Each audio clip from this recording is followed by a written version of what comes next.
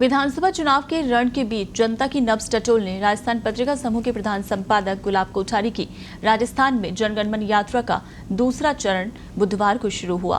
पहले दिन यात्रा शाहपुरा से श्रीमाधोपुर, रींगस, खाटू श्याम जी, पलसाना होते हुए सीकर विधानसभा क्षेत्र पहुंचे। इस दौरान लोगों ने खुलकर अपनी बात रखी और अहम मुद्दों पर संवाद भी किया।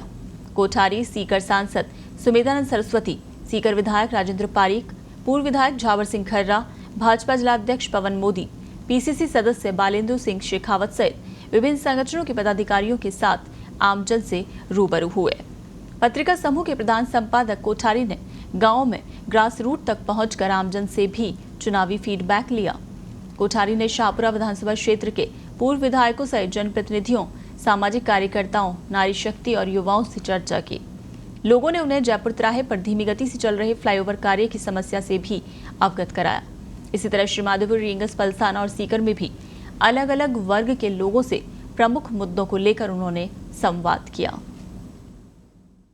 उम्मीदें तो अच्छी होती है, उम्मीदों में चुनाव का अर्थ ही उम्मीद है और ये उम्मीद तो उज्जवल भविष्य के लिए ही होती है। हम ये उम्मीद कर रहे हैं, राजस्थान तो वीरों की भूमि है ना, तो यहाँ का युवा वर्ग अपनी वीरता की कुछ पहचान छोड़ेगा और जो कल्प्रिट लोग, अपराधी लोग, दागी लोग जो खड़े हैं ना, उनको सबको निपटाएगा इस बार। ऐसा हम उम्मीद भी करते हैं और आह्वान करते हैं उन सब का, आओ हम भी आ रहे हैं, तुम्हारे साथ खड़े हैं इस बार चुनाव के मैदान में, एक एक करके सबको निपटा दो। अब देखते हैं आगे चल के क्या क्या आ रहा है, तो फिर देखते हैं दूसरे प्रांतों में हमने जो देखा उसके साथ आकलन करेंगे, फिर बात करते हैं।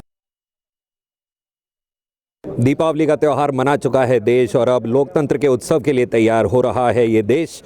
राजस्थान में अब चुनाव होने वाले हैं और पत्रिका जनगणमन यात्रा लेकर प्रधान संपादक महोदय डॉक्टर गुलाब कोठारी जी निकले हैं चुनाव से पहले, जस्ट पहले देश का हाल जानने के लिए। हम हैं इस समय राजस्थान के श्रीमाधोपुर में और जानने की कोशिश करेंगे कि जो अभी मिलकर आए हैं गुलाब जी भाई साहब से, उनकी क्या बात हुई और किन मुद्दों पर चर्चा हुई। सर, आपका संक्षिप्त परिचय। मैं झावर सिंह खर्रा, अभी भारतीय जनता पार्टी की तरफ से श्रीमाधोपुर विधानसभा क्षेत्र से उम्मीदवार हूं।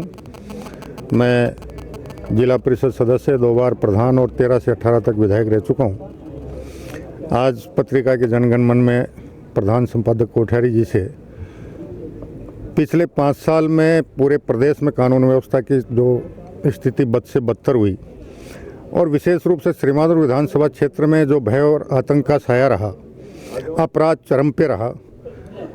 दिसंबर 2018 में चुनाव का परिणाम आने के लगभग 1 महीने 10 दिन बाद अपराधियों के हौसले इतने बुलंद हो गए थे कि हमारे चीपलाटा के पास एक ढाणी में गोली मारकर एक गुजरों के युवक की हत्या की गई थी और उसके बाद ये सिलसिला लगभग 1.5 दर्जन हत्याओं के रूप में तब्दील हुआ।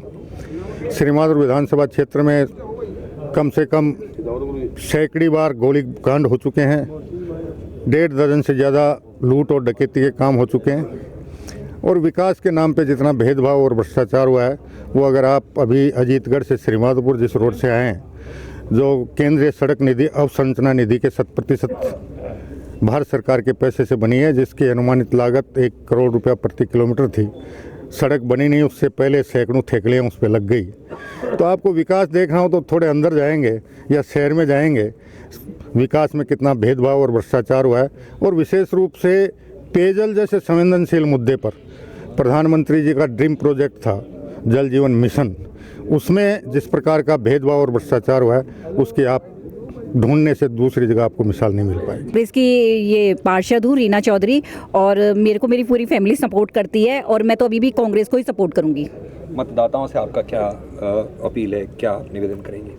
मतदाताओं से ये अपील करूंगी कि हमारे जो एमएलए सर है उन्हीं को वोट करें, क्योंकि वो बहुत कुछ किया है और करेंगे आगे भी। उन्होंने पूछा, प्रत्याशियों के बारे में पूछा, जिले के बारे में पूछा, पूरे राजस्थान के बारे में पूछा और उनसे बात करके ऐसे लगा जैसे कोई घर का मेंबर बात कर रहा हो हमारे से।